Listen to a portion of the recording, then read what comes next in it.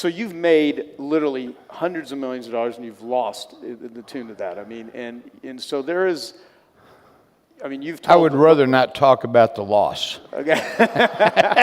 what I want I will, though. Dig into with you, though, is in the pain of it all, that's where it seems that you've got getting yourself on, say, the road less stupid. You've made, admittedly, some very stupid, arrogant mistakes early on, and you, like what it did to you mentally and psychologically, nearly crushed you.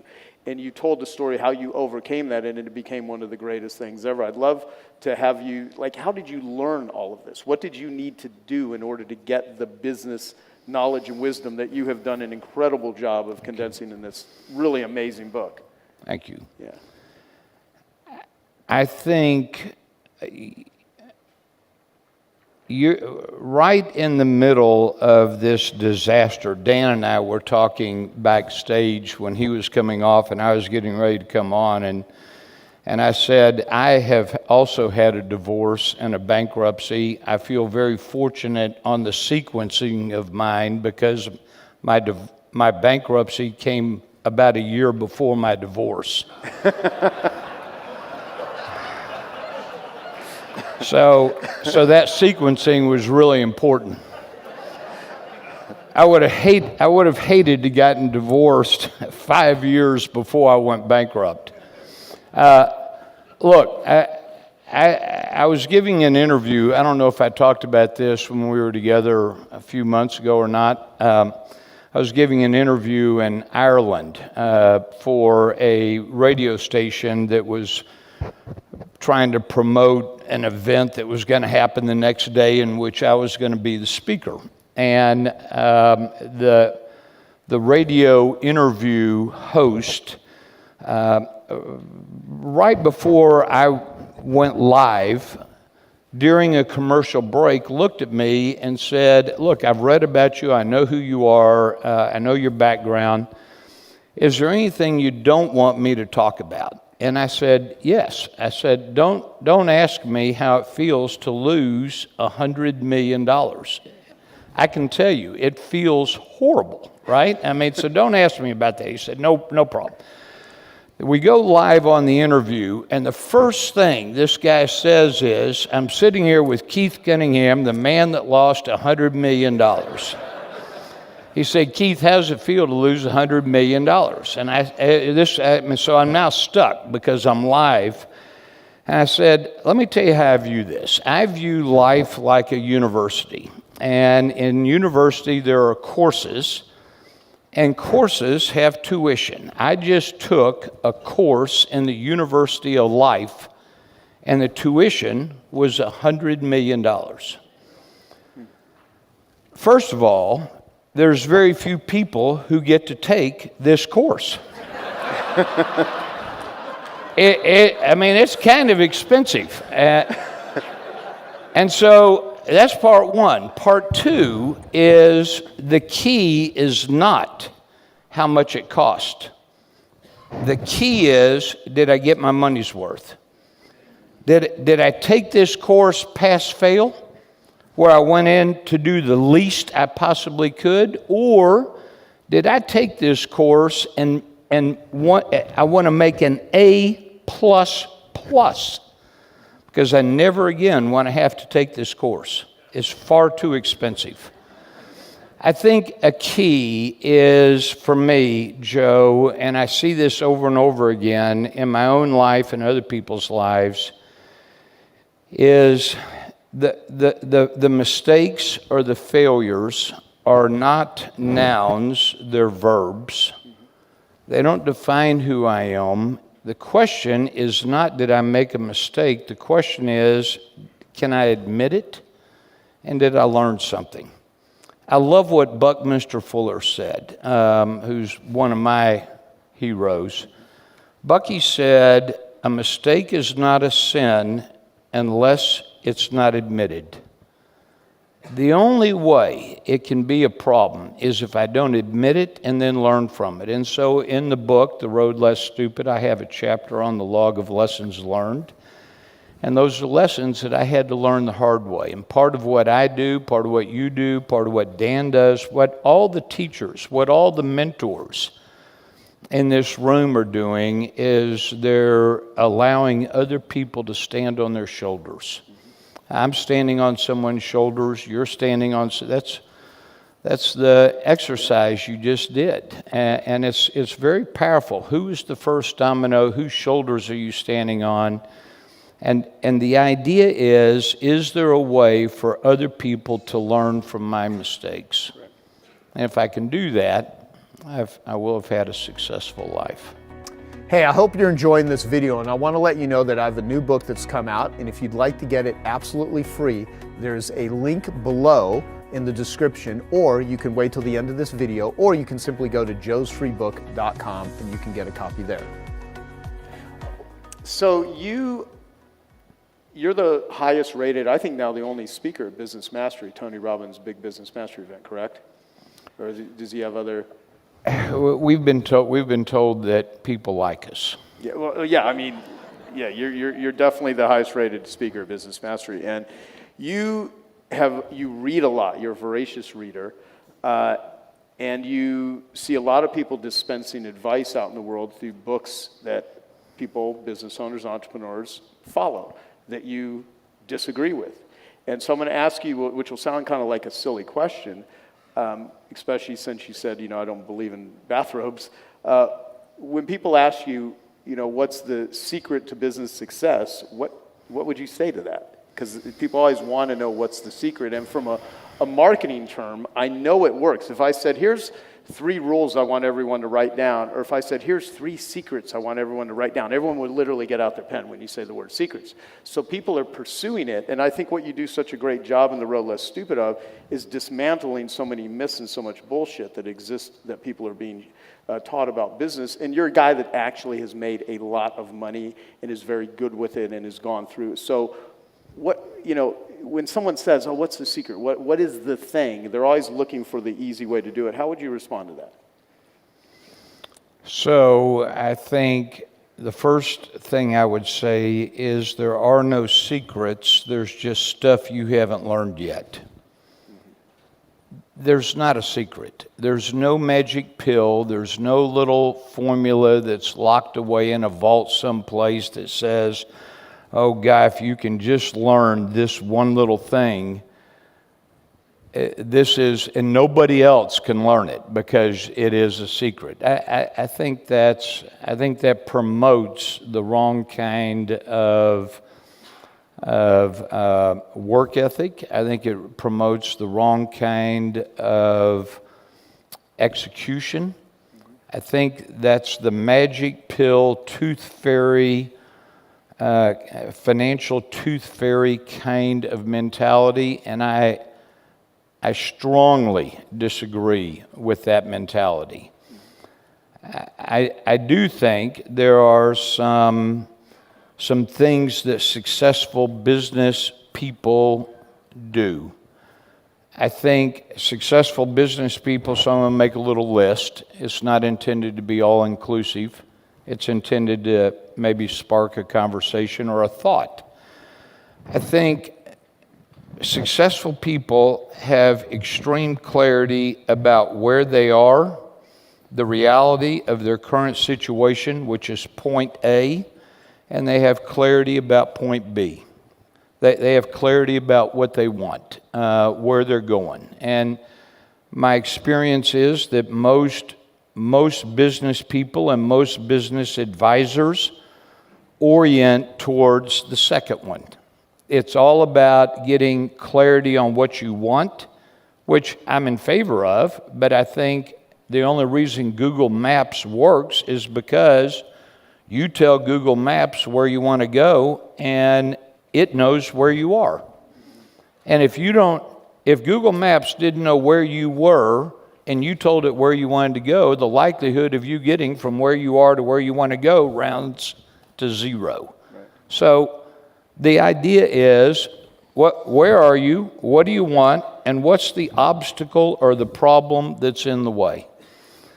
I think the hardest work I do in my thinking time is what's the problem? Not the symptom, what's the core root obstacle? Because if I'm going to get from where I am to what I want, there's something that's blocking, and I need to know what that is. I need some clarity around that, because if I don't have clarity on the obstacle, I have zero probability of building a machine that will help me solve the problem, and building the machine requires allocation of resources.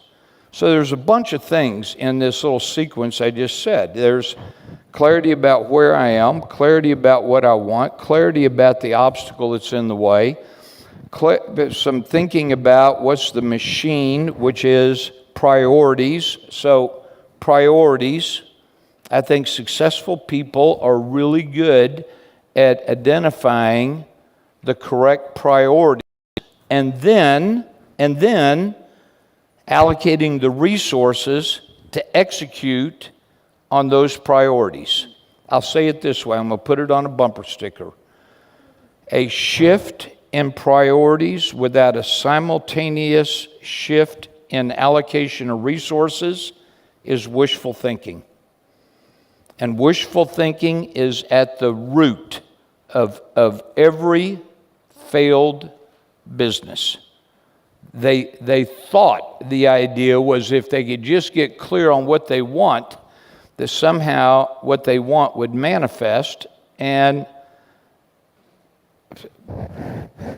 I'm going to quickly say I totally agree with Dan and what he just talked about. I think getting clarity about what it is you want is important, but I think because that allows you to filter. But I also think somebody's got to pick up the business end of the shovel and consistently execute. Right.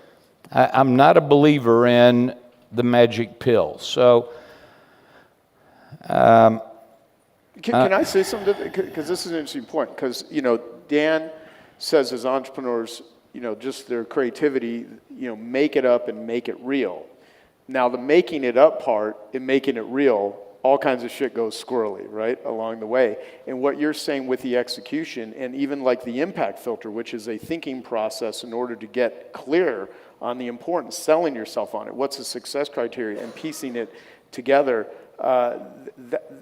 Think of the amount of suffering of these idealistic, aspirational desires that are missing all of the roles, the key elements, and the priorities done in a certain way to actually achieve something, which is why there's so much business success. And I think what you're doing here is getting people to slow down enough with thinking time so they're not so reckless as they're trying to drive. Because so many entrepreneurs they're driven, but their drivenness is driving them in the walls. It's driving them into poor health. It's driving them into insanity and a tremendous amount of driving off cliffs all the time.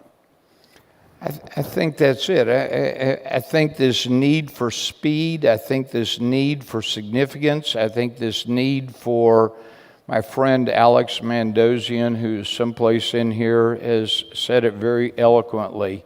Few things are worse than running the wrong direction enthusiastically. Yeah. And I think there's a lot of truth to that. I think we tend to substitute passion and what we're excited about. I will tell you, whatever your passion is, it's either something you think you can be successful at or you are successful at. Yeah. The instant it becomes unsuccessful, your passion goes to zero and you start looking for the next cool thing. Hey, I hope you're enjoying this video, and I want to let you know that I have a new book that's come out, and if you'd like to get it absolutely free, there's a link below in the description, or you can wait till the end of this video, or you can simply go to joesfreebook.com and you can get a copy there. So the passion is not, it's just excitement about what I think I could be successful at or what I am successful at. But if you sucked at it, I promise it would no longer be your passion. So I tend to gravitate, and there's a great example right now in the press. This guy, Sun, I don't know how to say his first name, Marushi son, who is the guy who put together the $100 billion fund that invested in Uber and WeWork and a dog walking service, and has blown through $100 billion in 2 years. In 2 years. And it's probably gone. The bulk of it is. And I contrast him with somebody like a Warren Buffett, he's been at it 60, 70 years and has built something that has withstood the test of time. And I compare that to what other people are doing, and it seems like there's a lot of people that are optimizing for a one hit, and it may turn out good, but I'm not sure if it's sustainable because there's a lack of business skills and tools. I'll say it this way.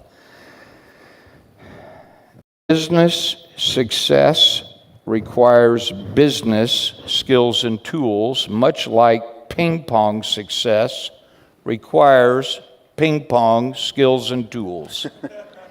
And if you want to win a gold medal at ping pong, somebody better have ping pong skills and tools.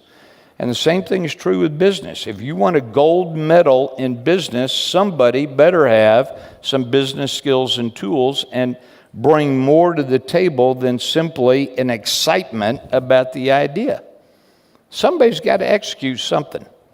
And most failures have to do with either we haven't identified the problem, we're excited about something but don't know what to go do, we've built a crappy team or a team of munchkins, a team of people that are C players, and that can sabotage. There's so many ingredients, and just being thoughtful about what's really required and what's really the problem, I think, is the key to saying, how do I keep this thing going? Yeah. The environment's always changing. The environment is the only thing, that's the only thing that's always changing. So a good idea today could be a bad idea tomorrow, and vice versa. So I think one of our jobs as business owners is to be thoughtful about, good, how are things changing? Either the competition, the economy, the White House, Brexit, North Korea, interest rates, price of oil, the competition, consumers, I'm changing. And so what I can do today is vastly different than what I could do 25 years ago. You have in the book, you have 3 questions to evaluate, like an investment risk. What's the downside? What's the upside? Can you live with the downside? How should everyone here think about stupid risk, intelligent risk, or however you would describe risk? Because we get paid, I think, relative to what we are willing to take on, relative to the risk, which could be misconstrued as let's make crazy ass, judgments. Good. Risk doesn't cease to exist just because you ignore it. One of the smartest investors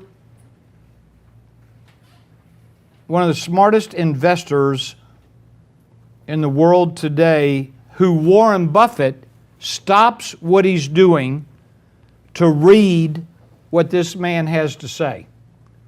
This is the only guy that Warren says, when Howard Marks talks, I listen. Howard Marks has written a book. You should own this book and you should read it soon. Probably after you read The Road Less Stupid. But then again, I'm biased. If my kids asked me to which one they should read first, I'd point them to Howard Marks. So read Howard Marks first. Howard Marks runs a company called Oaktree Financial, and he's written a book called The Most Important Thing. The Most Important Thing. He says a lot of brilliant things. 3 that I'm going to mention.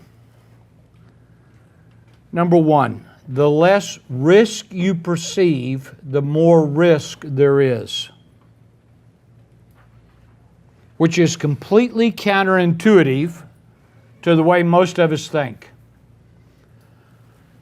If I perceive that there's no risk of having an automobile accident between my home and the grocery store, then I won't put on my seatbelt. I'll text while I'm driving. I'll be talking on the phone and watching a video, and as a result of perceiving there's no risk, risk skyrocketed. The way you lose money is by perceiving there's no risk. I'm a natural. I've got all this money. These are smart people. If it doesn't work out, I still got a lot more. I mean, what could go wrong? And so we begin to think in terms of, we say stupid stuff. Everybody in here has done it. I've done it. We say stupid stuff like, the greater the risk, the greater the reward. This is intergalactically stupid. This is unbelievably ignorant. The greater the risk, the greater the probability of a loss. But we say, oh yeah, I mean, it's risky. But, I mean, the reward, my God, the upside is so huge. We've done this. You and I were talking about this. Warren Buffett was playing golf. This is a true story. Warren Buffett and Bill Gates are playing golf. They're best friends. And there's with 2 other guys. They get to a par 3, which is the only kind of hole you can legitimately make a hole-in-one on. They get to a par 3, and one of Warren's playing partners, right as Warren was about to hit his tee shot, the playing partner said, Warren, let's have a bet on this hole. Warren said, okay, what's the bet? The guy said, $2. I bet you $2 that you don't hit a hole-in-one. And Warren said, well, like, what if no, it's $20. I bet you $20.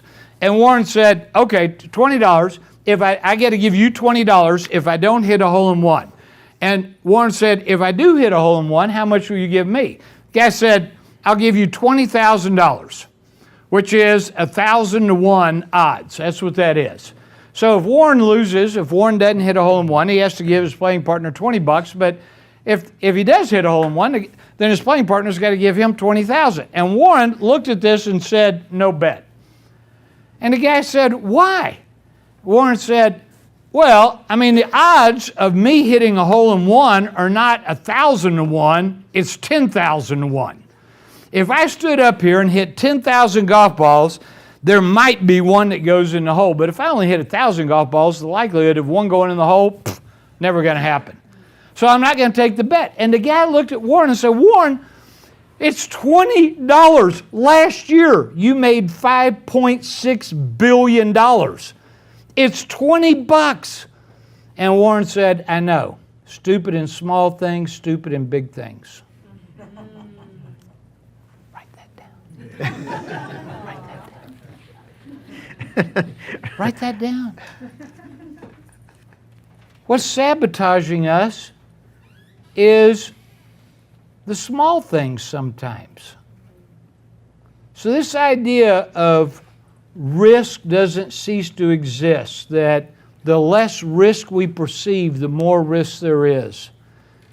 Howard Marks, in his book, said, a house that can withstand a hurricane is indistinguishable from a house that cannot withstand a hurricane until after the hurricane. And what we want to be doing is building houses, financial empires that can withstand a hurricane. I mean, for crying out loud, if you know that the economy does this and nobody can predict it, I mean, you know, there's the soothsayers out there. Somebody told me one time, the reason God made economists is to make astrologers look good, right? The whole idea that somebody can predict what's about to happen, I mean, they can smell, but nobody knows how big or severe or anything like that. They just know it goes in cycles. And what I want to do as a business owner is build a world-class defense to go with my world-class offense. As CEOs, as leaders, as owners, what most of us have done is built world-class offenses. And so we're always going long.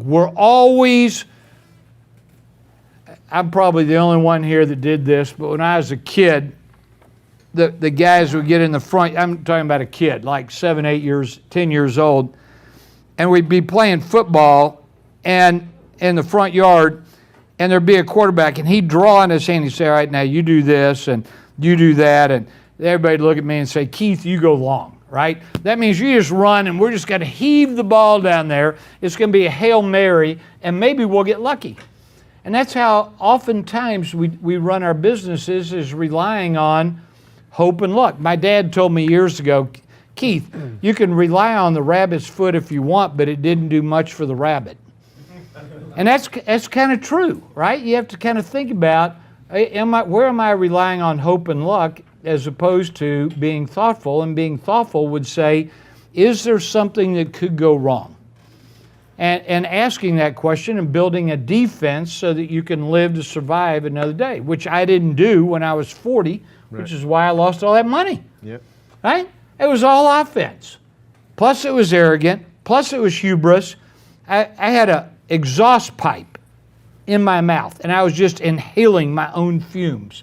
I told somebody one time, I was 38 years old. I told somebody one time, I was being interviewed, and they said, Keith, how would you describe yourself? And I said, this shows you how screwed up I was, okay? I'm not proud to say this. I said, I'm a little bit like Halley's Comet. A guy like me only comes around about once every 70 or 80 years. That's how good I am at business. And that was right before nose down into the dirt, right? All right, here's the final thought on risk. It's better to ensure survival under negative outcomes than it is to predict success under favorable ones. Say that again. It's better to ensure survival under negative outcomes than it is to predict success under favorable ones. And so this way of thinking, you mentioned it a second ago, the 3 questions. What's the upside? And we tend to be experts at the upside because we're optimistic and we can see the opportunity. What's the upside? What's the downside? Which we tend to not be that good at. We rarely ask that question, and if we do, we kind of minimize it. It's kind of like what most of us do with our competition. Most of us with our competition minimize our, I got some competition, but nobody's really doing it. I mean, I'm different. I mean, that is about the craziest thing. Let me ask you a question.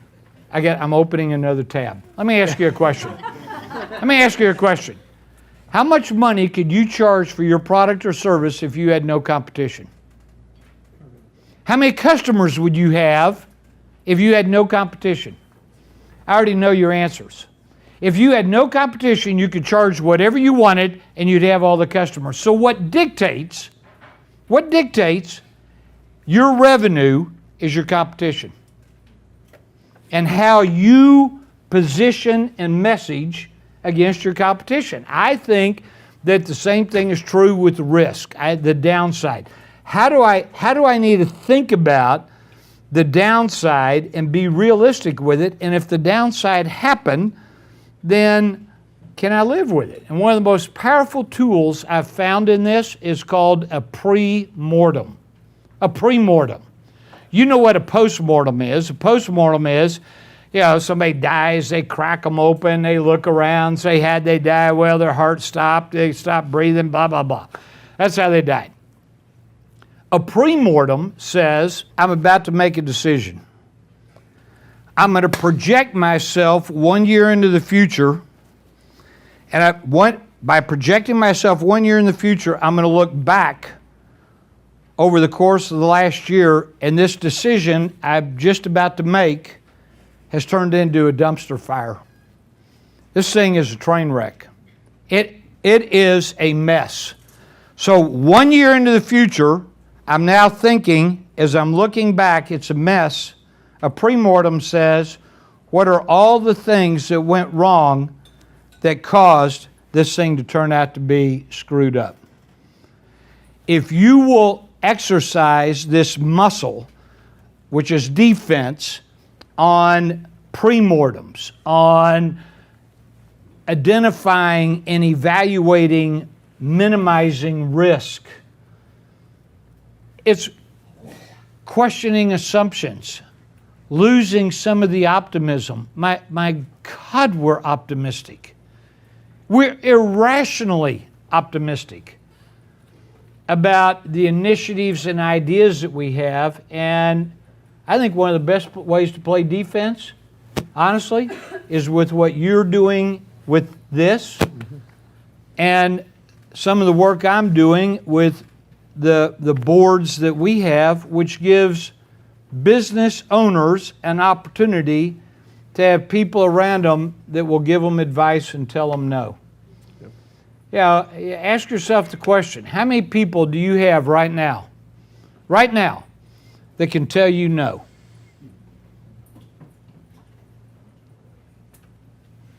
That will question your assumptions, that will push you back on some of the ideas. Most of us don't have people around us that will do that.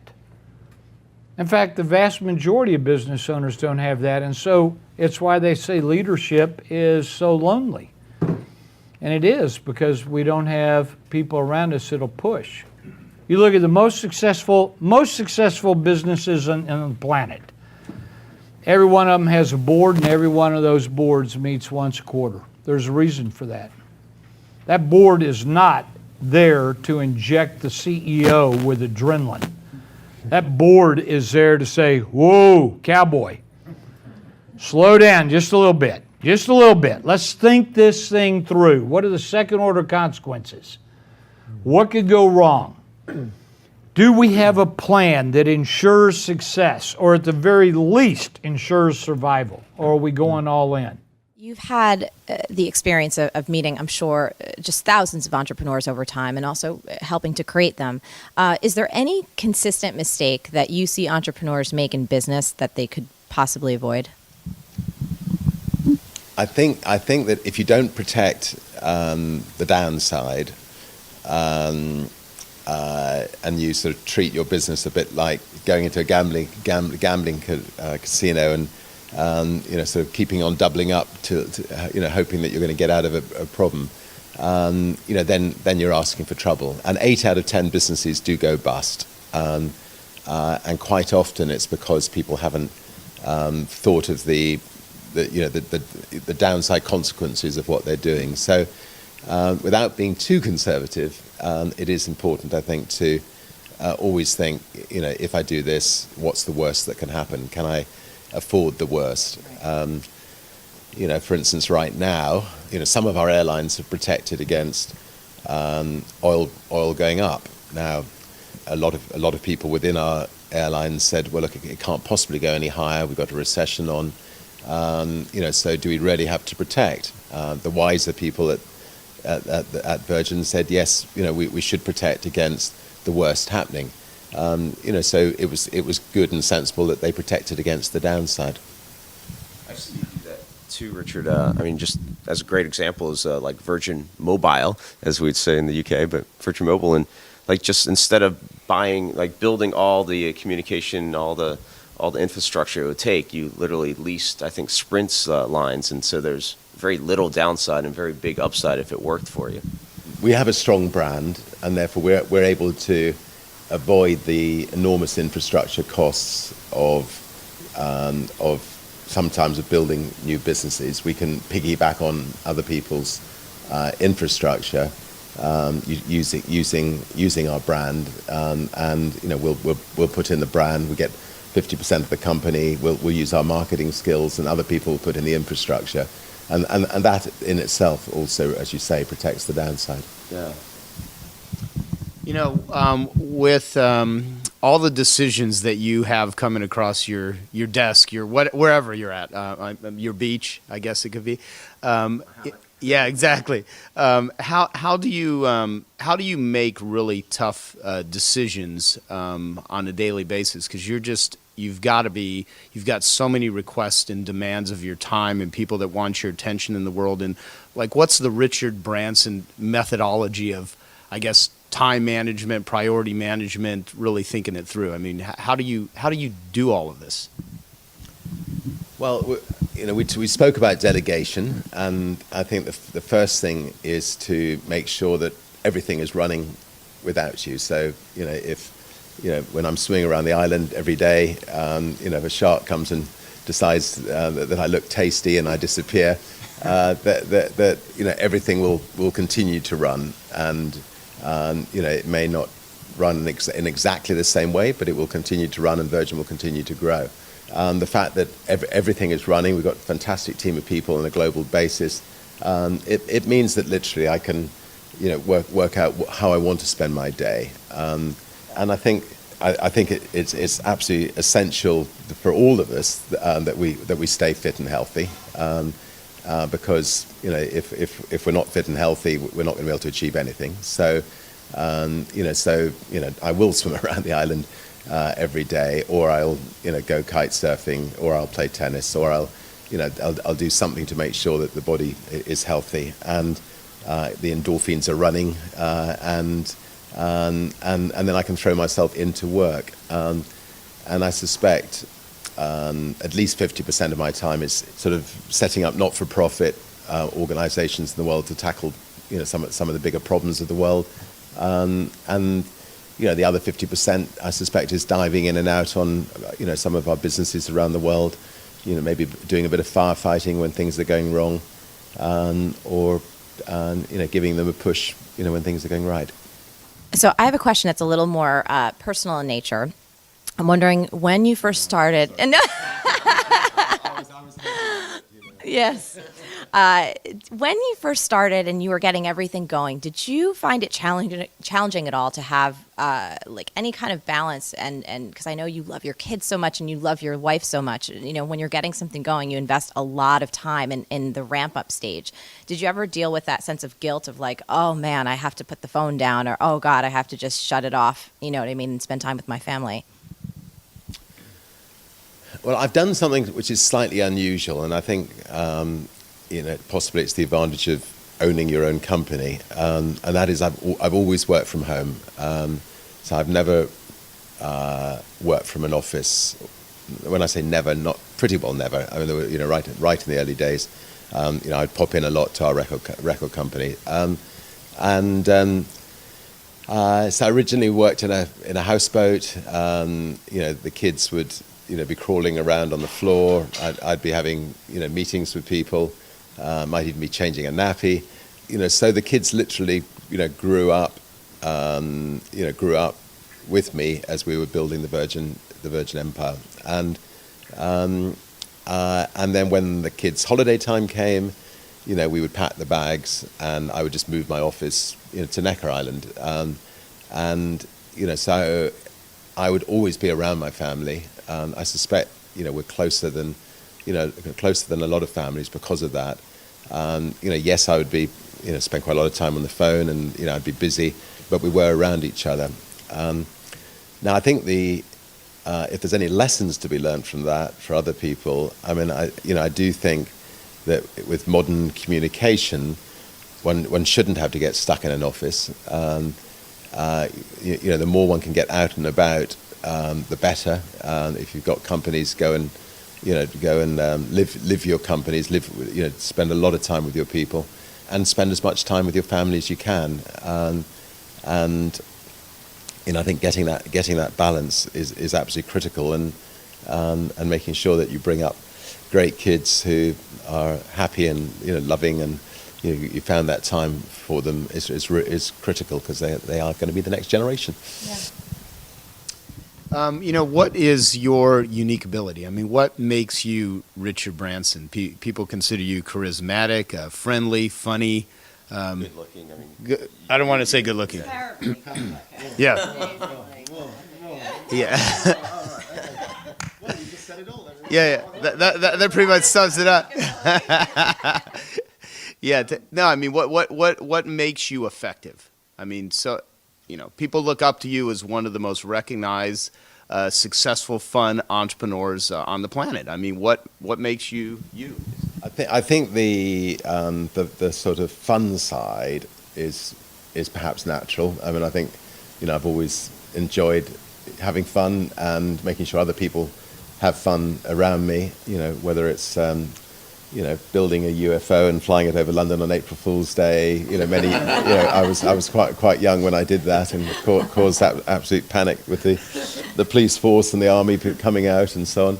But I think it's natural. I think other people can, who are maybe not naturally that way inclined, I think they can train themselves to enjoy life more than they perhaps are, and they may be taking themselves too seriously. I think they can, if they make a real effort, they can also find a fun side in them. And I think you can train yourself out of. I was a awful public speaker when I was young, and and the amount of ers and ums, I can now feel them coming back again. Somebody once did an interview with me, and they cut out all my ers and ums. And my ers and ums were longer than the actual words that were there. So I think you can train yourself out of difficulties. Somebody said to me, the way to overcome fear of public speaking is just think of yourself, you're in a living room having a chat with some friends, and that helped me a lot. So I just from then on I just have a chat with friends, and it seemed to manage all right. But let's move on to another question. I can't remember. Well, no. I want to go a little deeper with that one just for a minute, though, because I mean, you do some things that other human beings don't do, and it makes you really effective. And I've often wondered if you ever identified that, or do you really not know? I mean, do you know what makes you powerful and influential and persuasive and causes people to want to surround themselves with you and get behind your causes and become a client of your businesses? I mean, what's the Richard Branson secret sauce? I mean, do you really know? Well,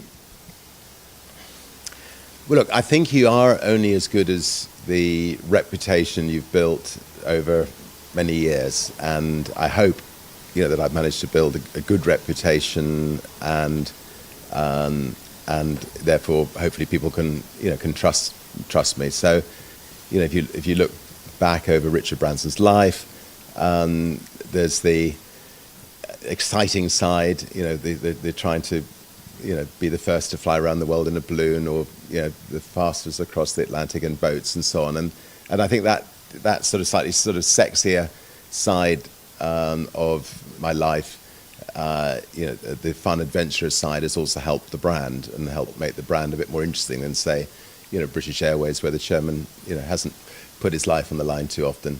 And then there's the actual companies themselves, the fact that I think we have made quite a big difference to people's lives in whether it's if you fly on a plane or travel on a train or or listen to music, etc. I think in a lot of different areas we've made differences to people's lives, so I think there is some substance there. Hopefully then it's down to personality, whether you're good at dealing with people, whether people want to actually spend time with you, and whether you genuinely care about people. And I'm just extremely lucky. I love people, love spending time with people, love learning from people. Hopefully I'm as good a listener, which I think as a good leader's got to be a great listener, not wanting to listen to themselves all the time. The thing I wanted to ask you about mistakes is that Not only in the beginning, love to hear any ideas that you have and mistakes that you think people make so that they can avoid them. But also, when you went through the crash, you had built up something very successful and then it falls apart. And then how do you not only deal with franchisors and different individuals whenever like things just start crumbling down around, you know, a business that you have developed and that employs people and that sort of stuff? I mean, we'd sold Hydrodog Australia before the crash. That actually cashed us up to go into property developing, which we'd never done before. Yeah. But that's what you tend to do when you make a bucket load of cash. You want to go into a huge, big $100 million Ramada resort and get twice the money. So anyway, that's the biggest mistake. Never go outside of what you know. If it's taken you 7 years to learn a craft, don't jump straight into something brand new you know nothing about. Right. And that was the biggest mistake that we made, is that we went out way outside of our comfort zone. We had property developers and we had project managers, and we're thinking, shit, they're going to do all the work, and we'll just sort of sit back, but totally lost control of what we're doing. It's still good with people, but we didn't understand the business. Right. And that's really something, if I can reiterate to anybody, when you get that success, jump in something that's parallel to it, or even something that you even enjoy doing, more of a hobby that you could become better at, and do it for another 7 years or however long it takes. Right. I mean, with jumping into what we're doing with the tour, we've never done that before. We've been finding our feet, but we still know our business structure of all these years of what we've done right. That's helping us now do it. I'm washing dogs again. I'm getting in there and actually washing dogs with the kids. It's a lot of fun. I'm thinking, shit, I'm going back to where it all started from. Right. But I think the biggest mistakes is definitely, that's the first one. The second one is getting into business with the wrong people. Right. That is the number one problem. And I look at it like this: it's almost dancing with the devil. You know this person's got money. Your gut tells you that he's the wrong person to do business with, but you're like, if I don't get the money, the business is not going to work. I need the money. So people chase the money in the beginning. And I guess if you're young enough, you don't understand that principle. Right. You think, I'll just get the money and I'll deal with that personality later. No, it doesn't work like that. If they want a return on their investment, or they're a really hard business partner to deal with, then all of a sudden the conflict starts and you lose your passion and you don't want to do it anymore, and shit falls down. So you've got to pick the right partner. So my real big thing is this, and it's just a very quick story. When I met this lovely lady over here, first time she met all my friends, and she's gone, great guy. Oh, what are you doing with him? I'm not sure. He's just following you after your money. I think, how do you know? How do you know this stuff? I wouldn't even know for a million years how to read people. So after we had kids, it went through the roof.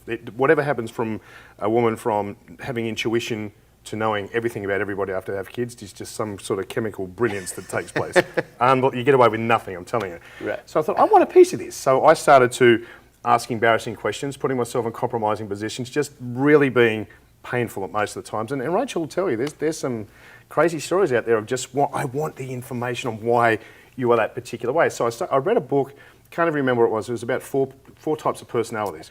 I ended up having 21. So I'd have these little baskets. Talk about massive memory recall. My memory got so good, I'd put someone's memory in that basket, and I ended up with about 21 of them. So over that period of time, I'd sit down and talk to someone and sort of say something. How did you know that? It was, well, I just spoke to a bloke like you down the road last week. So I started to get a little bit of influence, and there was a lot to do with that real understanding of people's way of thinking. I can't explain it, but it worked for me. So basically what you're saying is you just understood and studied how to gauge and learn people and show signs of whatever, how they... So sometimes you get one of those people like us that you've never you don't know where basket to put it in. Yeah, they're just so strange. Yeah, you just don't. Anyway. So... Yeah, big basket. So it started to work for me, and people were really interacting with me because obviously I love being around people. So the personality starts, and a couple of drinks, this sort of personality goes, times 10, and everyone sort of wants to, get engaged. Right. And then just starting to work out how it is, and you have much more of a centered conversation because you're talking to them now rather than just having a conversation. So those relationships that started to build like that then became, like, for example, someone like Kevin Harrington. I mean, have you ever seen him at a networking event? He would just talk to every single person in the whole wide room. He's just incredible. But he seriously has a huge wall around him of getting to him personally, like everyone does. Right. But it's hard to get in. And to be that close to a guy like that, it's all happened because there was a personal interest in someone that I really cared enough about, but I actually have a little bit of knowledge. It's been 20 years now since it started, and I really feel that I can know people well enough to engage and be present. And I think that's the biggest thing. If you're present with someone, and I guess Rachel can also back this up, living in the moment for me is really important. when we broke down in Lordsburg, which is in the middle of nowhere. Yeah. I don't know if you know where Well, Lordsburg is. I've been there before because I went to college in New Mexico for a couple of years, never got a degree in anything, and I used to live in Demi, New Mexico, Las Cruces, New Mexico. That's where we went to La Cruces. We had to drive 2 hours backwards for where the RV actually got fixed. Wow, okay. So on that day, it could have been, we were meeting you the next morning. It could have been a diabolical situation. So I just put myself in the moment, and Austin ended up jumping into his first semi-trailer, turned the truck on, and he's sitting in the front seat, and the guy was so great, and he was showing Austin how to do things, and the girls were working on the trucks. It turned into an awesome day. It was one of the best days in the middle of nowhere doing nothing. But if I wasn't present and being in the moment, it would have been a disastrous day. It would have been such a shitty day. It would have been unreal. And I think that's the key, being really personal, but also being present. When you're having a conversation with somebody, just be there. Then that does magnitude these days, because everyone's always busy, outside. People think they can multitask. They say, no, I'm listening to you. But they're not. Oh, I stop talking to people when they're on their cell phones or whatever, because I want to let them finish what it is they're doing. Because even if I try to continue to talk to them, they're like, no, I can hear what you're saying. It's like, no, all you can hear is mumbling, but you're not comprehending anything that's Mate, being we're on the said. same page with that 100%. Yeah. I mean, because I know for myself, if someone's trying to talk to me and I'm trying to do, I'm like, I can't pay attention to two things. So but you're right though. I mean, becoming skilled in communication and studying that is incredibly useful. Becoming a communication expert, I think, is important. Coming from the world of marketing is pretty much what you say and who you say it to. It's all about communication. It's all about making a connection. And people ask me all the time, well, how do you do it? Well, like anything else, you learn it. I mean, anything worth doing well is worth doing poorly in the beginning. Now, if you keep doing it poorly, you're probably not set out to do that. So I'm not a big believer in get strong at the things you're weak at. Right. Because like my friend Dan Sullivan says, if you spend your life strengthening your weaknesses, at the end of your life, you have a lot of really strong weaknesses. So I'm a real I'm a real big believer in like whatever you have a propensity to get good at, do that. But learning how to interact with other humans is critical as getting through life. Learning how to sell. Learning how, those are all the most important skills. The technical skills of something are far easier to learn than just, becoming a communications expert. I think the secret is you've got to love it, and you've got to really love people, because there's too many people that don't like people very much. I mean, I'm telling you, I'm in a world right now where people love their dogs more than they love people, and I get it, because I didn't understand to begin with. Every single person that comes in to get their dog washed tells us about their rescue story, and they're passionate about it. Oh, he's a rescue. Oh, yeah, let me tell you, we found him on the side of the road, and he had one ear bitten off, and look, everyone's passionately engaged. And I've learnt that it's the unconditional love that the dogs are giving these people, that whatever their family upbringing or relationships are with their colleagues at work, whatever, they don't get the unconditional love. But this little dog that they've got, they get the unconditional love. So they're putting everything and all their energy into that, and tolerating the rest of society is what I really feel is going on with this particular area. The beauty of marketing is, in the real world it's called failure, in the marketing world it's called testing. So, it's like, well, that's how, me, that's how I rationalized my bankruptcies and divorce a long time ago. It's just extreme market research. Exactly.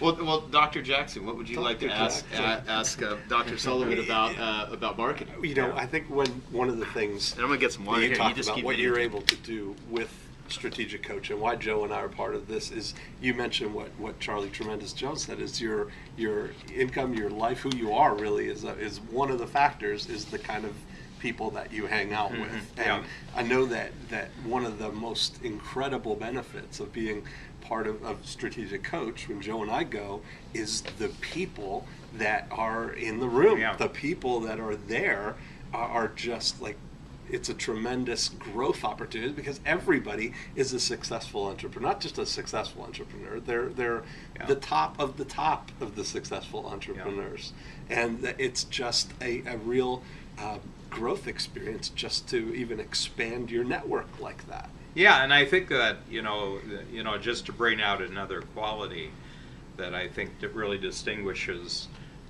the entrepreneurs. There's a real humility. There's a guy named Bill Joy in Silicon Valley, and he's got this famous law, which is called Joy's Law. And Joy's Law is that no matter how smart you are, there's somebody out there who's smarter. Right. And you have to recognize that. And I think that when you come into strategic coach, you recognize that you're smart in one way, Mm-hmm. and that's really, gotten you where you are. But what gets you even further is the willingness that just as you're smart in a particular area, there's lots of other people who are very, very smart, just as smart as you are in their areas. Yeah. And that just expands you, because you realize, well, first of all, I don't have to be smart in their area. I can just take advantage of what they're doing. Yeah. Right. Okay, so now let's talk about smart marketing, and let's talk about the whole concept of marketing. Me and Dean have spent at least, probably 20 years, if not almost 20 years. Yeah. For me, it's been more. Almost. I think I'm better than you, because I think I've got a year on you or something. Okay. That could What do be. you think? I don't know. No, but we've invested a tremendous amount of time learning and mastering direct response Yeah. marketing, Yeah. and we love it because it's a way to replicate yourself. I think marketing is the ultimate leverage, and I'd like to ask you, Dan, what does marketing mean to you? What is it to you? And you're certainly a great marketer, and I'd love to get your take on it. Well, again, I'm going to have to take second seat here, because what we had, when you met us in Strategic Coaches, we were a great sales organization. And, I started this in 1974, and we were always a great sales organization. In other words, put us in front of someone and we can probably get them to sign a check. Mm-hmm. And not only one check, but we can probably keep them for a long time. So we were good at selling. But what I learned really from you was the fact is that, but how do you get in front of the person? And is that costing you more and more every year, or is there a way that can actually cost you less every year? So the real secret, ultimately, is to be a great salesperson, is that you have to be a great marketer first. And great marketing is constantly increasing your ability to catch other people's attention, their interest, and do it at a lower and lower cost every year. And that's, and if you can't do that, then everything comes down to the cost of the actual acquisition of someone who's going to write a check to you. Yeah, absolutely. Yeah, and by the way, jump in at any point in time. Well, Dave, I think what you were saying, because we talk about this concept of the before unit and one of the great ways to think about it is to think, if you could buy, if it was like a vending machine where you could identify who your ideal customer is, who your ideal client is, and you could push a button, put in the amount of money that you can, knowingly pay to get one of those, and do that as often as you can. That's what really your before unit is about building that vending machine that you put whatever the amount that you can spend to acquire a customer. If it's $100, $1,000, $5,000, if you can reliably push that button and have your ideal client end up in your workshops or in your and we've again, it's who I'm hanging out with recently. Just to your point, Dean, we did a little comparison, and this was just like you've been operating in one world and you think you have it figured out, and then you discover some people who have a whole new methodology. But about a year and a half ago, we went over to webinars, which we had never done. We had always been live speech, usually at trade shows where you ship your team there. You have to pay for air flight, you have to pay for hotels, you have to pay for booth space. And, that had been a tried and true. We were going to the trade shows. And then we introduced this new methodology of webinars, and we just did a little comparison of the last 50 people that we acquired at a trade show and the last 50 people we acquired at a webinar, and we said, how much did one cost and how much did the other cost? And the cost of acquisition at a trade show was $1,200, per client. Now the lifetime value of one of our clients is $25,000, so we could sort of justify it. But the 50 that we got from the webinar was $12 per person. So you got $12,000 on one side and 12 on the other, and we're sitting there and we say, which one do we go with? Where does our future lie?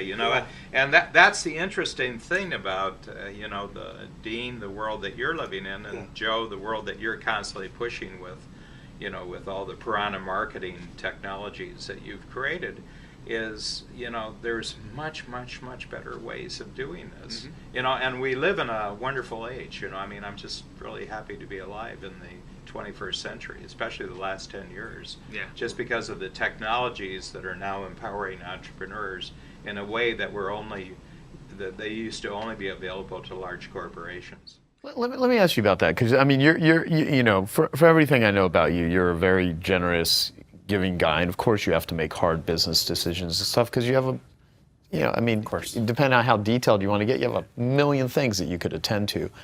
What was it about how you approached him that you believe caused him to give you that time? Because there's certainly some people that are opportunists, but they approach someone in a way that doesn't engender them wanting to help them. It actually makes them want to run away. Do you know what that is about you? Yeah, so I know that both on how I approached him and then how others have approached me, good and bad. And so when I approached Fred, I was just, wow, really impressed with what you've built in a sincere way, and wasn't trying to flatter him or manipulate. I just was really, wow, I couldn't believe I got to meet him. And I said, I've got some questions and I'd really love to run them by you. And I think he could tell that I was sincere and that I had real questions, and he maybe saw a little bit of himself in me or something, or a little bit of me in him when he was a kid, and it seemed to work. And so people reach out to me all the time, and I always try and say yes to someone who sends me an email, as long as it feels real and there isn't a hidden agenda. And nothing's more frustrating than when you get on a phone call and you find that right away it was just to pitch you on something. Yeah. But if somebody really wants help and needs help, I think entrepreneurs, it's just like an unwritten rule to help those that need help in the same space, because we all got help. Yeah, and we know how hard it is. Yeah. Yeah. Yeah.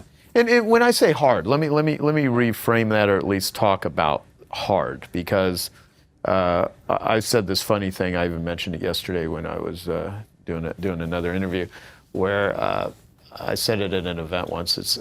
I said, if I would have known how difficult it would have been to be successful, I would have stuck with being a loser, right? Because there's a lot of work involved in it. Right. And I say it in a funny way. And look, I love my business. I love my life. There's definitely difficulties and challenges. And now is a better time than I've ever had. But man, there are some days, weeks, years that were just hard. I mean, just gut-wrenching, difficult. And there's because your book is called Willing to Fail, you have a frame of how you think about this stuff. So do you enjoy hard, or how do you think about the term hard? Because we hear a lot of people advising, work hard, do a lot of hard work, and and there's this work smart, not work hard. In a lot of ways, it's work hard on smart things. I mean, that's, but not all the time. Because you can totally burn out too, and you've probably, I'm sure you've hit burnout stages. Of course. Yeah. I'm So human. I'd love to hear you talk about what hard means to you and how you operate within it. Yeah, I love what I do, so many times it doesn't feel hard. Even when things go wrong, it's still like, oh, cool, we got a challenge to overcome here. Yeah. And you want things to go as planned. You want your sales targets to happen. Let me tell you a story about how I think I would define hard. So putting together the book with Roy Williams, we're sitting down and I was trying to come up with the title. I just felt like that's the starting point of a book. What's the title? Right. He said, no. We're going to put together the manuscript. We're going to close the book. The title will pop out. And I said, Roy, I'm a branding guy. Wow One Day Painting, Shack Shine, 1-800-GOT-JUNK. Like, I start with brands. Right. He said, it doesn't work like that in books. So he said, we'll close it off, and I promise you the title will jump out. So after rereading the book, the title jumped out, WTF, Willing to Fail, because I realized it was failure, learn, succeed, failure, learn, succeed, fail. And so reframing for me, those failures aren't hard. Those failures are gifts. I mean, on Christmas, doesn't everyone love opening presents? I'm like, I got another gift here. And while some people might go, yeah, it's easy to say you've built a $400+ million business. No, I've always felt that way. I've always felt that there is a gift in every failure. I just need to recognize and learn what could be better that will come from that failure as a result of that learning. And so the number one thing I'll do, and yes, I'm human. Yes, I get days where I'm depressed and I'm in bed for 3 days and don't know what to do. because of a failure. But when I'm ready, I take out a sheet of paper and I write down what's the one thing better than where I am now that can come from this seeming failure. And I'll write stuff down, and I commit to just writing one thing. Sometimes it's 10 things, but I've never been let down. Every failure has led me to a better place. Yeah. You're either winning or you're learning, and if you know how to learn from the failures, then you still win ultimately. If it doesn't, Totally. Yeah. Yeah, and I mean, have you've met more entrepreneurs, I can imagine, than anyone on the planet. Have you ever met an entrepreneur that hasn't failed over and over and over? Yeah, no, it doesn't happen. I mean, have you ever met an athlete that hasn't failed over? Like, it's life. Yeah. You know. You know what's interesting about failure? There's some celebration of failure that I think gets improperly celebrated, meaning no one likes to fail. No one wants to fail. And I think getting up and saying, hey, we're just going to go at it and we're going to fail, there's a lot of people that just screw that up. There's other people that just know it's just part of the process. In the same way that if you're going to go through a difficult workout, you're going to exert effort. And failure on the path of success is just part of the path of success. And it's the road. It's part of the road. What's the difference between being willing to fail versus being reckless or unprepared or having just a terrible, undoable business model, and someone's enthusiasm is far, more exhibited than any form of intelligence? Yeah, I mean, when I'm saying be willing to fail, it's not being reckless. So let me give an analogy for a second that's real life. One of my daughters, 4 years ago, she comes out of ski school. We're all a family of skiers. And she comes out of ski school. She's like, I hate this. It's not for me. This sucks. And I go, why don't you like it? She goes, because I keep falling and it hurts. And I said, no, you don't understand. Falling is how you get better.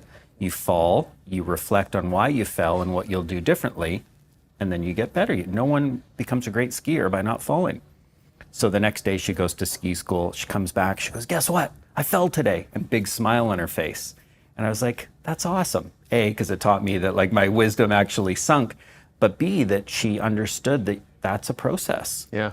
And so I think people just have to recognize it's as much of a part of success as getting anything right. In fact, it's probably a bigger part. Yeah. In life, we watch sports and we celebrate, the NBA championships. But if you think of this year, our team, the Toronto Raptors, gets there, it was all the mistakes that led up to it that I hope those players remembered and celebrated in their minds. When I look back when we hit our goals, the stories that stand out that we talk about over and over weren't the like, wow, this was easy. Right. It was the pain. It was the trauma. It was the, oh my gosh, do you remember when we didn't have this? Yeah. And that makes life sweet.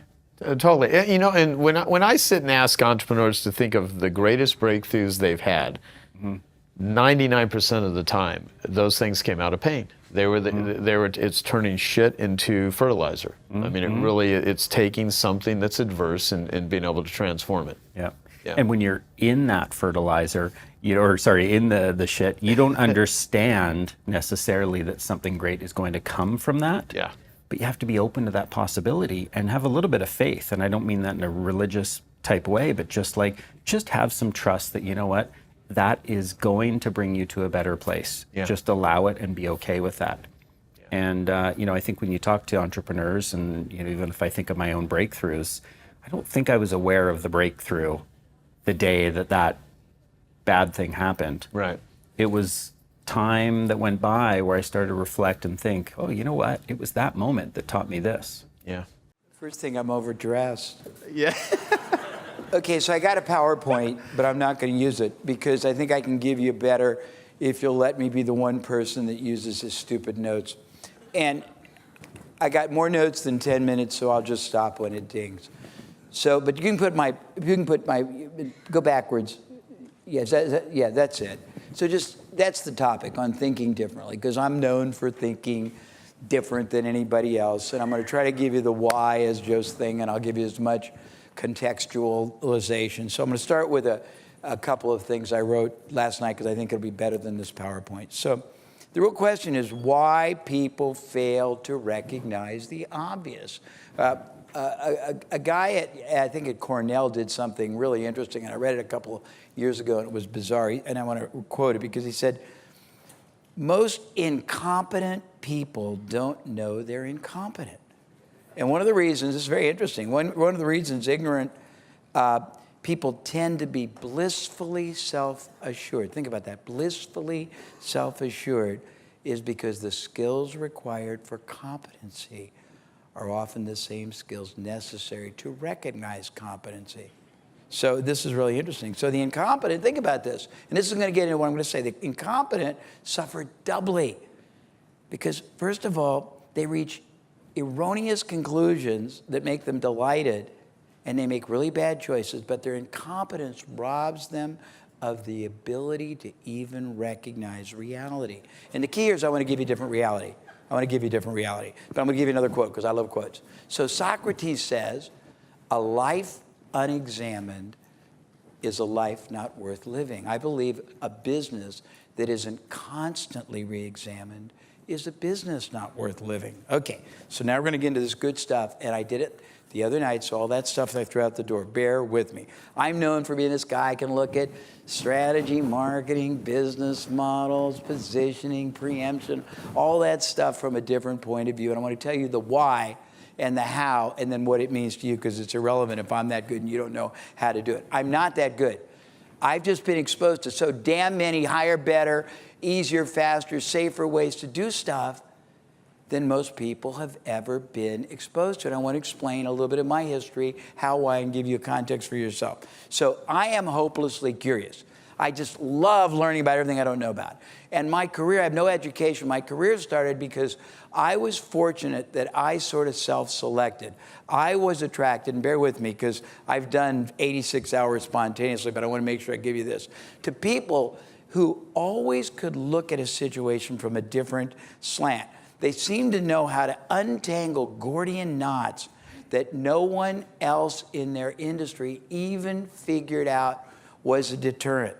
You know, I realize that most entrepreneurs are confounded and they're impeded by knots, puzzles, status quo thinking, acceptance, challenging business dilemmas they don't even know they're struggling with. Seriously, okay. So if you don't know you're struggling with it, you can't solve it. So I've developed a really fascinating way of looking at life, and it's because of the influence of confluence. And by that I mean, I hope I'm saying it right, I've had such a diversity of experience, and I thought that I'd share a little bit about the generalities, and I'll tell you some of the experiences and what I learned from it, and then give you a context for yourself. So the one thing, and I was thinking about this for the first time because Joe said do this, and I'm running because I got now 6 minutes left, is the people that I was exposed to were always felt like they were leading a revolution, a crusade. It was not about being, it was very much like Dean said, and I'll be very fast, but they had indefatigable enjoyment for what they did, not just what they did industry-wise, but who they were doing it for, meaning their clients, the impact they were having on their business. And I realized that most entrepreneurs are restricted, limited, they're stuck and don't even know it. And I'm going to share with you now some of the ways that I got to develop what I call divergent thinking, funnel vision versus tunnel vision. So I'm going to go through all the things I experienced for the first third of my life quickly and tell you what I learned from, and then give you the so when I was 17, I read the book Tom Sawyer, loved it. I had a job painting fire hydrants. I got paid 50 cents a piece. I thought, what would happen if I gave a bunch of 14-year-olds the paint and the fire hydrant, told them how much fun it was, and gave them a quarter, and I made about $4,000 a week while I read biographies. When I was 18, I worked for a commercial financial company that financed farm equipment. I learned that farm equipment is not financed like regular. It's not every month. It's by the seasons of harvest, and you structure the deal depending upon the way they harvest. They harvest 1 crop yield, 2 crop yield, 3 crop yields. When I was a little older, I worked for a charge card, different than a credit card. A charge card is really wealthy people who charge stuff and pay for it at the end of the month. Most of them were always late. You had to be able to motivate, finesse, diplomatically compel them to pay their bill in the moments of a transaction when they would call in and they would be either over limit, and it taught you incredible ways to deal with influence and implication without ever offending anybody. I was working for a company that was a big investment financial company in Indianapolis, and the young Scion loved me. Everyone liked me because I was young and interesting when I was 18. And the guy took me aside and said, "You've got to always be a trend spotter. You've got to be ahead of it rather than behind it." They invested in, now it's a lot of you young people, they invested in gas stations that were self-serve before it was legal to be self-serve. They invested in cable TV before anybody had cable TV. I worked for Hertz Truck Leasing, and they taught me there's no money in leasing trucks. There's incredible triple profit if you throw into it maintenance for 3 years, and there's an incredible difference if you get 3 or 4 extra mils. That's fractions of a cent per mile for a truck that goes 1 million miles a year on a 3-year lease. I'm just going through it. I worked in the association business, and most small groups can't afford their own association. I met a guy, I was always attracted to these nonlinear thinkers. This guy was very smart. He'd go to associations that couldn't afford it's 35 years ago, an association. He'd charge half the price of them doing their own, but he would have 5 of them. He'd make twice or thrice what everybody else made. He would repurpose the salespeople, the staff, the organization, the lobbyists. Very, very, very interesting. And I'm going to bring all this stuff home very quickly. I worked in the radio business, and I learned you could have something very desirable, and you can make people buy a lot of undesirable things, packages. I learned that you could create buying power at will because time costs nothing, but you can trade it for cars, and you can trade it for furniture, and you can trade it for restaurants. I learned that you can repurpose one station and have an AM and FM. I learned that you can package more exciting things together like trips and get people to spend hundreds of thousands of dollars. I learned that you can go to people who don't advertise and give them something exciting that's non-threatening, like 1 spot a week on the Cincinnati Bengals, and they'll buy it. Very interesting. I sold electric shavers. Nobody wants to buy electric shavers. Retailers don't care about electric shavers. They only sell electric shavers at Father's Day and Christmas. So you got to give them something else exciting. So I had to find a way to make no co-op marketing dollars. Co-op is what you earn when you buy it. Go a long way. So I'd buy billboards at the end of the year for retailers, and nobody ever buys the billboards at the end of the year, so you can buy them for 5 cents on the dollar. I'd buy millions of dollars of billboards for about $10,000 and give that to people if they bought shavers. And I realized all the psychology of all these things. I was in the consignment business. I realized that somebody else's distress is always somebody else's opportunity. I found a guy that had $10 million, I'm dating myself, of 8-track stereo tapes in a warehouse, and I put it in the equivalent of 7-Elevens, and I made $5,000 a week just by the connection. I found a guy that had $1 million worth of curio items, and I put it in all kinds of specialty shops in Indianapolis and made thousands of dollars a week just for making the connection. I worked for a company called J.W. Gibson, and everyone else bought growth companies. He bought loser companies, companies that are on the way down, third generations. He bought them for 3 reasons. One, the third, fourth generation didn't have a clue what all the equipment was worth, what the building was worth. He would buy it, pre-sell all the equipment, all the building, make a profit before he ever closed. He bought chemical businesses that always could be integrated into his master business that had enormous capacity. You could duplicate all the services. And he had distribution that could grow it, and he taught that to me. It was really interesting. We were the first people to do, I'm so old, we did Watts, telemarketing seems antiquated now. We were in it before anyone ever did it. We were in it when IBM had photoelectric paper readers where you had automatic, and we used to learn how to send letter upon letter with every scenario, and that sequencing and unrelenting value communication is like a positive Chinese water torture. I worked for ICEOT, and we had no money, but I learned incremental cost. I learned allowable cost. I learned how to overcome preemptively all the negatives. I learned how a lot of littles can be worth a lot. We had 1,000. Was that the ding? Okay, I'm going to quote. I'm just going to quote. Yeah, the trick is you got to learn what you don't know, and you got to observe what it means to you, and you got to look at things different. I'll quote from. I like the old Apple commercial. Here's to the crazy ones, the misfits, the rebels, the troublemakers, the round pegs in the square holes, the ones who see things differently. They're not fond of rules. and have no respect for the status quo. You can quote them, disagree with them, glorify, vilify them. About the only thing you can't do is ignore them, because they change things. They push the human race forward. And while some may seem as crazy and wild ones, we see them as geniuses. How else can you stare at an empty canvas and see a work of art, or sit in silence and hear a song that's never been written, or gaze at a red planet and see a laboratory on wheels? Because the people who are crazy enough to think they can change the world are the ones who do. Thank you. Well, let me start from an individual level. If someone is beaten down, I mean, a lot of my clients are entrepreneurs, so they're trying to run businesses. They have many hats that they're wearing. The only way that they make any money or pay their bills is if they produce a result. And so they're very much, on the go. Quite a bit. What would be some advice that you have, or ways to look at failures? Like, how have you handled failures in your life? How do you handle criticism, that sort of stuff? Because I think a lot of people just feel really beaten down, and they're not operating from a sense of confidence. Right. So Absolutely. what would you say to those people? Well, first of all, it's very important for all of us to realize that failure is part of success. It's not the opposite of success. My mother used to call it a stepping stone to success. Yeah. So we need to change our approach to failure. And that means that we'll be more likely to take risks, to try for things that may not work. I mean, I know when I launched the Huffington Post, trust me, there weren't a lot of people who thought it would succeed. Yeah. And on day one, our reviews were terrible. I've learned one of them by heart. It said the Huffington Post is an unsurvivable failure.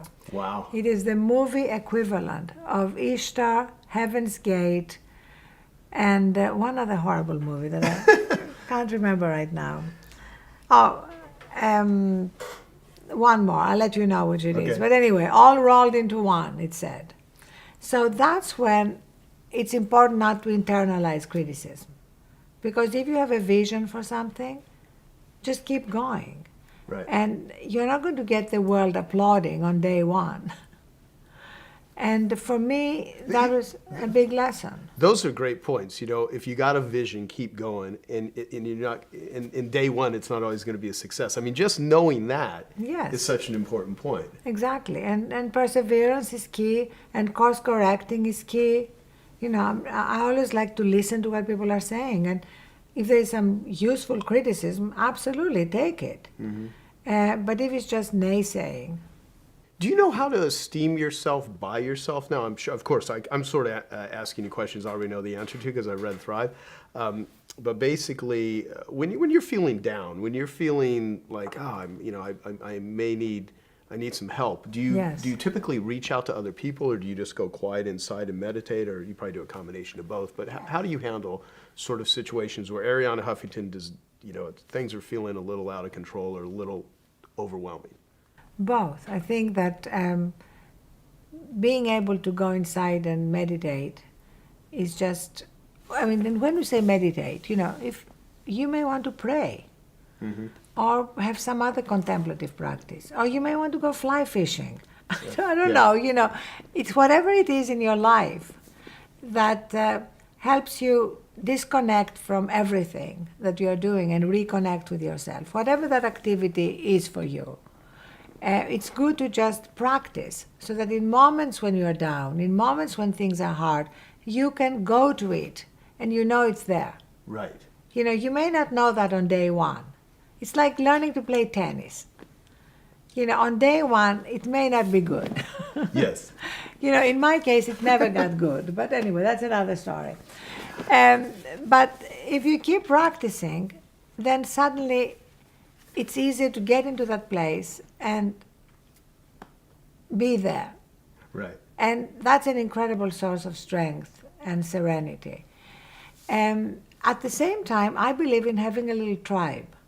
Even if it's a tribe of one, of people who love you and you love them, and they're always in your corner. Yeah. And they're there with you, whether you're succeeding or failing. And that's very important.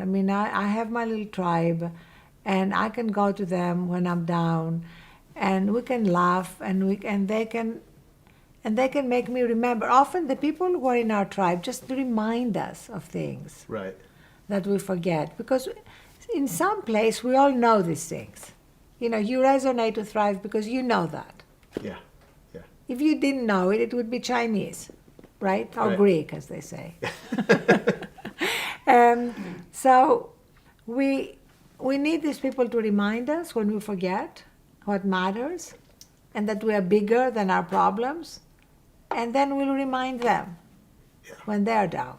I got to tell you a story because I was talking to a person in a 12-step group. He was not my sponsor. He was a sponsor of many people in 12-step groups. And I've done quite a few interviews with people on addiction. And he said that the reason that I'm a sponsor is because I tell my sponsees things that I know at some point I'm going to forget, and I'm going to need to call them so they can feed back to me what I've been telling them.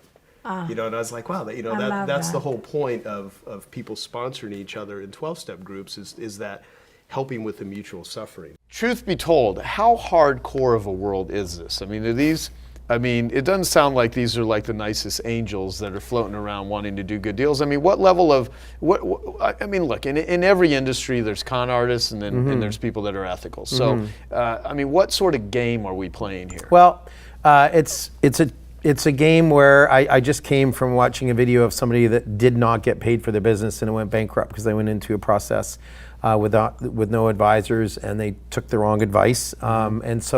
And unfortunately they're now bankrupt and they because a private equity group, well, let me take a step back. So if you run a strategic process like we just described and you have more than one player as a strategic buyer, and in John Ratliff's case, we had a buyer out of the Philippines because the strategic buyer in John's case, who is out of the United States, told us, and they shouldn't have, but they told us they were very afraid of a strategic buyer coming in from the Philippines. So we contacted a friend in the industry in the Philippines, said, spread the word that you're coming in so that a competitive view would be taken by the strategic that we wanted to work with.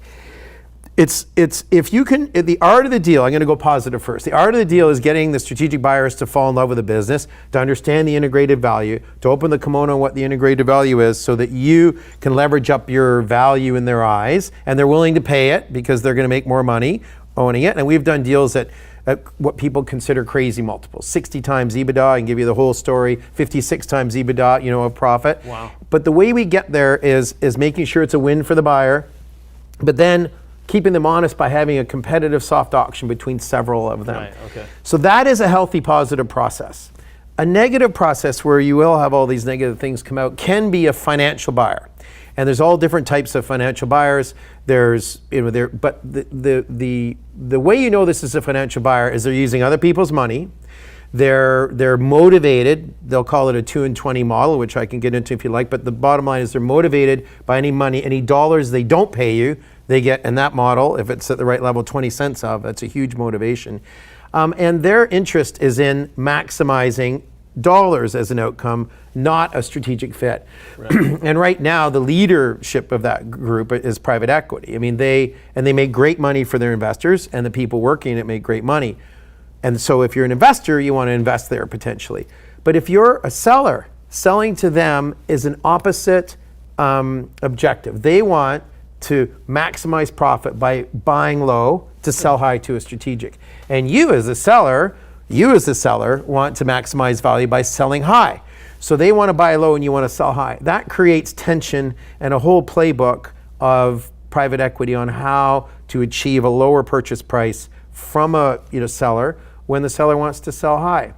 Yeah.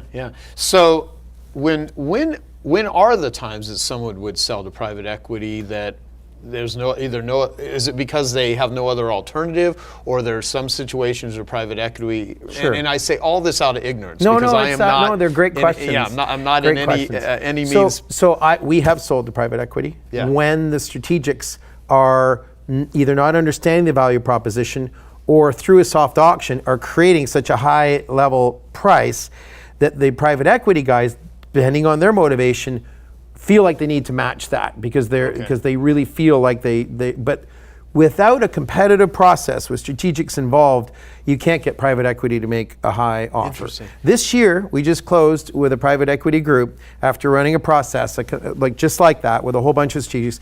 And the clients came to, I'll give you the numbers and not the names. They came to us and they said, I met them through referral. We don't need you. We have a $40 million offer. I said, okay, well, who's it from? Well, this private equity firm. I said, look, I'll give you my right hand if that's the value of your business. Because it's not. Think about the private equity guy's motivation, and I'm not disrespecting private equity, it's their place in the market. But they want to buy low, add value where they can, and sell high.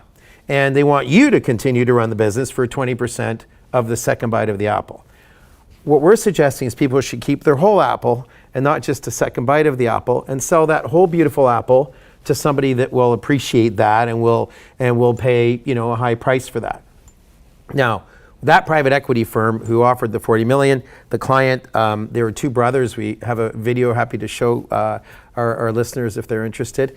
And they got $108 million from that same private equity firm, 100% cash up front. Wow. So the way, and they're very happy, and the way that worked was, and I won't name the firms because it's confidential. And by the way, strategic selling processes, you can keep everything confidential.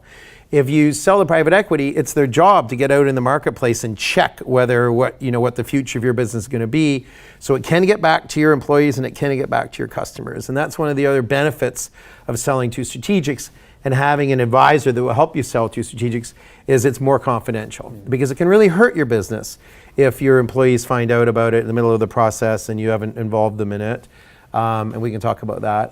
Or if your competitors find out about that and tell your clients. Right. So you want to be sure a process. So it is a very interesting game and process to go through with when and how do you actually mention it and stuff like that. And I don't even know what the stats are, but how many businesses go under or get worse after they've been sold compared to how many get better? Oh, well, that's a whole other subject that we're not involved in. But integration of a business and planning integration of a business after it's purchased is really critically important for the buyer. Mm-hmm. We're working for the sellers for the most part, but if we are working as a buyer with clients to help them build up, we do something called a roll up to sell, Joe. So if you want to be the guy in your industry that buys all your competitors, we'll go and find an international strategic buyer. The last one we did was with a Japanese buyer that said, I want to come into the American market and we want to buy a bigger deal than you have. So how about you roll up and you can use our currency, roll up all these roll up means buy your competitors into a platform. So you're rolling them in and then we'll sell here. So we'll take the sell side mandate now and help them roll up. And in that case, we're helping them as a buyer. And when you're a buyer, you want to have a 100-day integration plan. You want to have the executive team clearly in place. You want to know exactly who you're going to keep and who's going to go before you do that purchase so that it's very smooth in the integration. That does not happen, unfortunately, enough.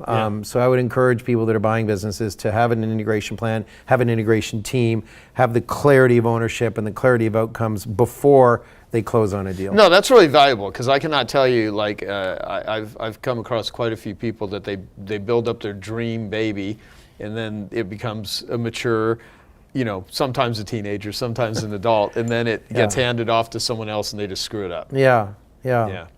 So I just want to tell you my passion for this comes from that experience and knowing that if we can free people's time, treasure, and talent up, that they can live their life more fully. They can potentially contribute to charity or create a foundation, or they can go and live their dreams. They can become a guru in their industry. They can do things that fulfill them before they leave this life. Yeah, that's good. So some of the questions I have here are what are some of the most important lessons you've learned about buying and exiting companies?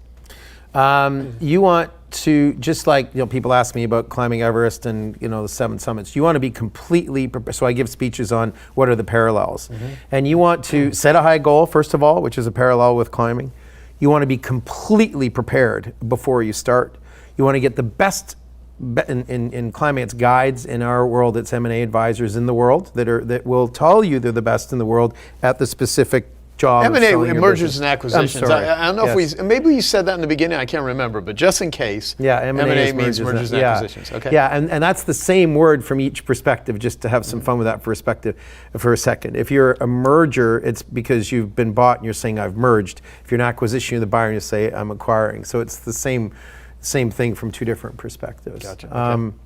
So Joe, preparing is really important.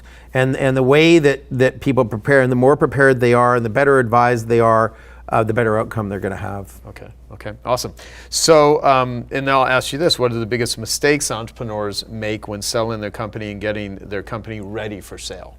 The worst one is taking their eye off the operating ball.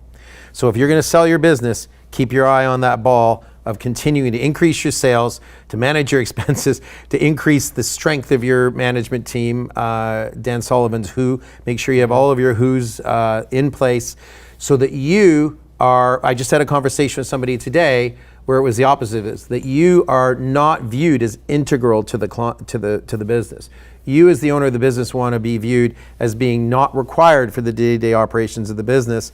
And today I was having a call with somebody who said, we don't want to buy that because he's too involved in the business and we can't put somebody else in. And if we give him the $100 million he's looking for, he's likely going to leave.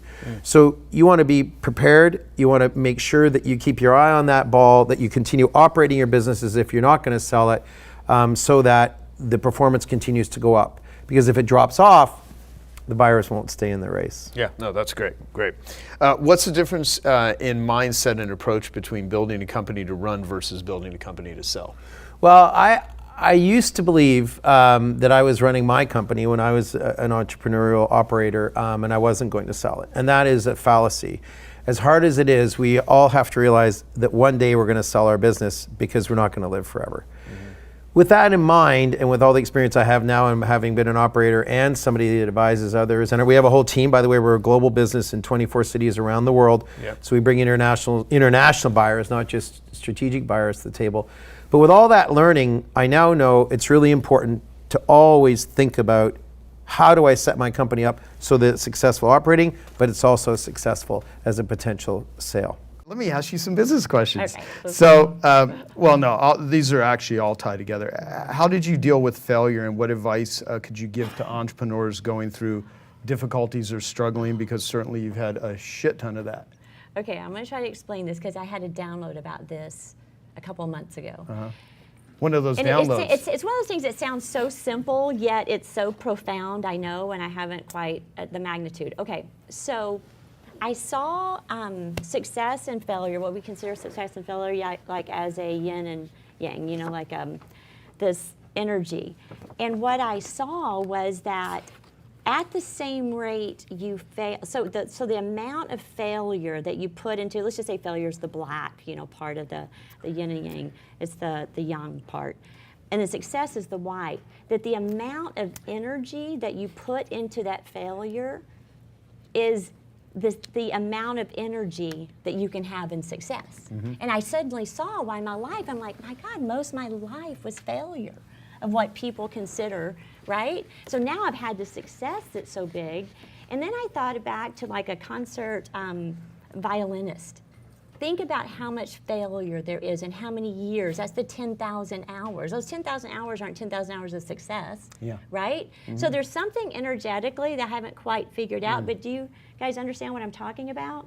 So I think that we should all be aiming for failure all the time, lots of it. Lots and lots and lots and lots of failure. Because I believe that we have a natural propensity to learn. Yeah. And that we're not going to, it's just like, fire. Like we naturally know not to do things, and that is going to actually increase the magnitude of your success. Yeah, that makes good point. This thought's coming to me about, I have a friend who actually talked about how we measure success in, let's say, love relationships, more so over not depth, but duration.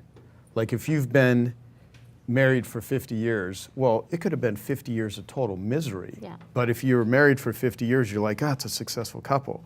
Versus maybe you were only in a relationship for 1 year, but that 1 year had enormous depth and growth and things like that.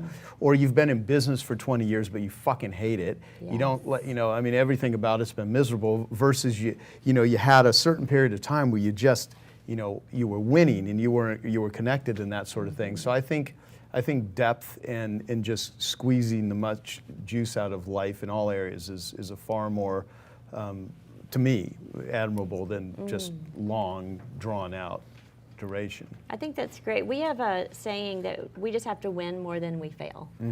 Because I want my team to fail. I want them to, because we don't take those long shots. Yeah. I want to take the long shots, and I know, I'm debt-free. I don't have any loans, so we're all self-funded. So I make sure it doesn't hurt the organism. Yeah. But I want them taking these risks because the only way, and it might not work.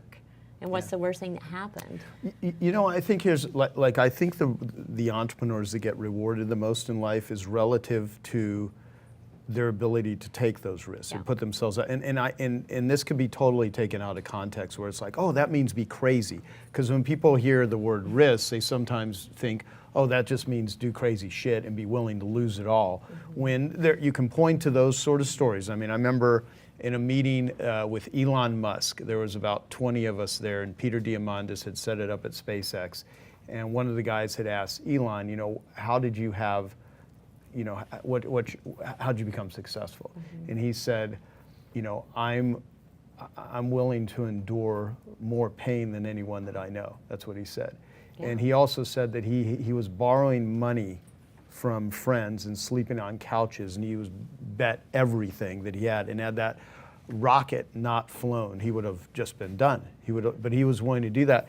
And and I don't know if that's necessarily a smart thing, because there's now looking back, everyone's like, of course, and it's super admirable. But for every one of those things, there's so much human wreckage, and so. Yeah, but the thing with risk though is your thing on the thing on failure though, what you're saying, here's what I'm getting at, is that every time you're willing to put yourself out there, you're building that muscle.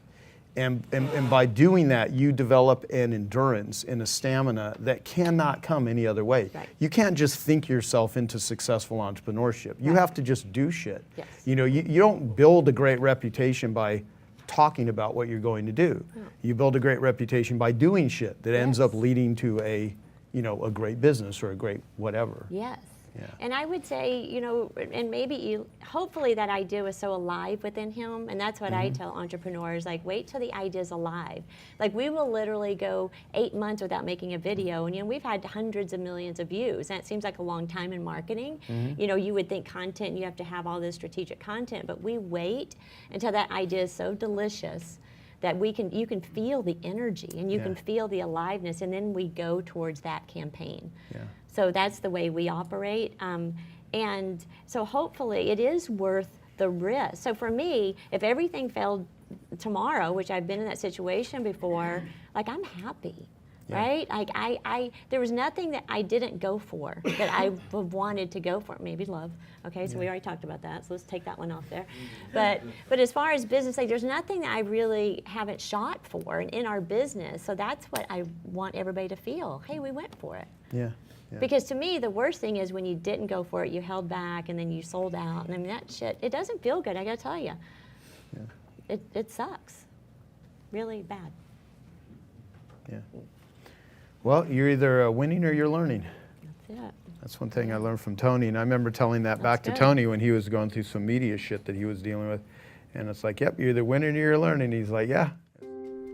Okay, I hope you found that video awesome and useful. So if you want to get a free copy of my book, I want you to click here. And if you want to watch some more videos that'll be useful and awesome, click here.